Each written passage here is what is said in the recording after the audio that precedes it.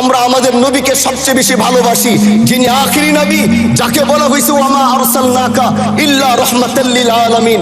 আমরা বারবার দেখছি কিছুদিন পর পর কারা যেন কিভাবে এসে আল্লাহ নবীর শানে কটূক্তি করে, নবীকে নিয়ে অশ্লীল ভাষায় গালিগালাজ করে।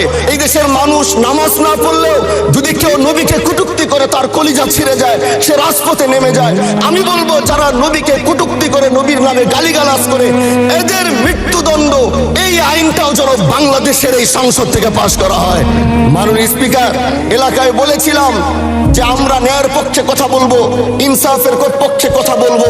তখন অনেকে হাত ধরে বলেছিল, হামজালা ভাই জাতীয় সংসদে যখন যাবেন একটু বললেন হাদি হত্যার বিচারটা যেন হয়।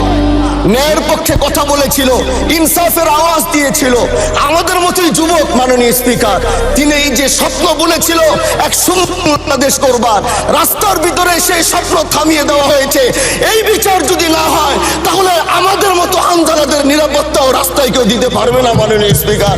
এই জন্য আপনার মাধ্যমে আমি বলতে চাই, হাদি হত্যার বিচার যেন সুনিশ্চিত করা হয়।